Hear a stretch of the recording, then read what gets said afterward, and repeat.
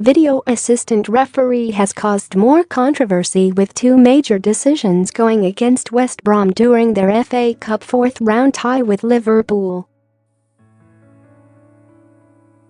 Their clash was the only game selected from this weekend's FA Cup fixtures to use VAR to overturn decisions, and it was called upon 3 times just in the first half alone.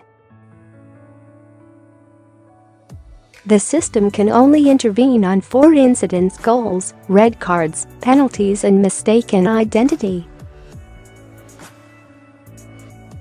Even the home supporters, with VAR very much at their aid, were booing. Such was the degree of divisiveness surrounding technology at Anfield. Nobody inside this stadium knew what was happening as Craig Pawson twice went upstairs within 3 minutes with decisions which benefited Liverpool hugely.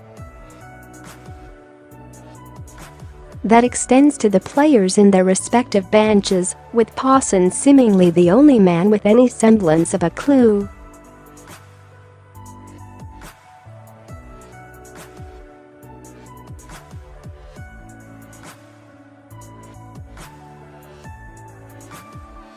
The paying public want to see fast-moving matches in the 180 seconds it took to award the hosts of spot kick for Jake Livermore's tug on Mo Salah.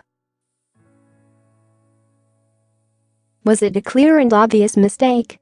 Possibly not. It seemed an incident more likely to have come under an umpire's call during a test match.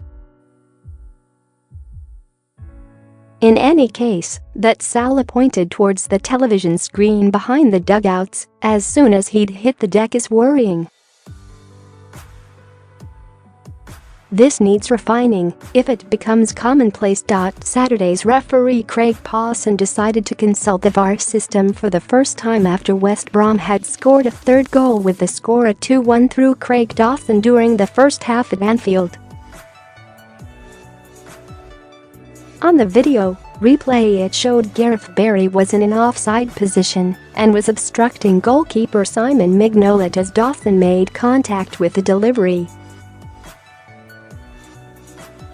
Pawson was advised he had made an obvious and clear mistake, and he responded by chalking the goal off.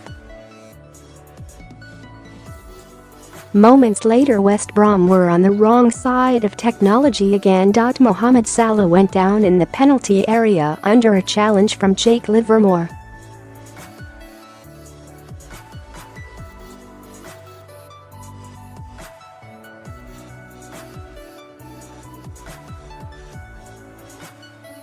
The replay showed Salah had a strong case for a penalty. As the ball was swung in from the right, Livermore grabbed hold of the Egyptian's arm and tugged him back.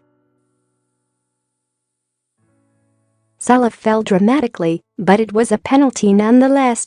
Pawson was being told to make the decision, but seemed apprehensive, having only just delivered a sucker punch to Alan Pardew's men. To be sure, he done something no referee has done yet. He took the short trot over to the screen to double-check for himself. 4 minutes later, and satisfied with the initial advice he was given, Pawson gave the signal.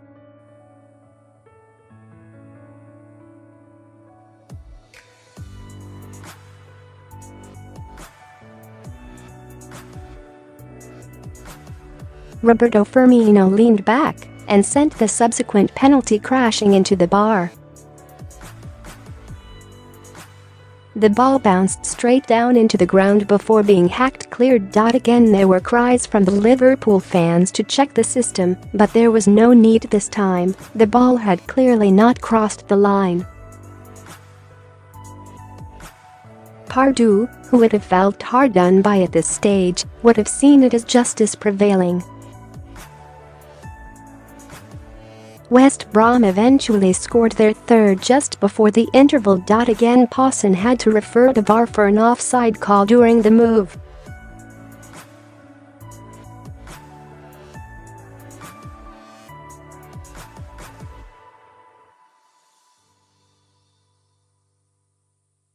The thing is, when we've looked at VAR, we've seen it in MLS and Serie A and Bundesliga, It takes about 2 minutes and 30 seconds when the referee goes to the referee review area to look at the decision, he told BT Sport. And I think the most important thing is yes, it takes time, but it's about getting the big decision right. And on this occasion Craig Pawson went, he looked at it, he reviewed it, and he quite rightly awarded the penalty kick. So albeit it has taken a little bit of time, we shouldn't be too critical. And I imagine as we move on it will take less time.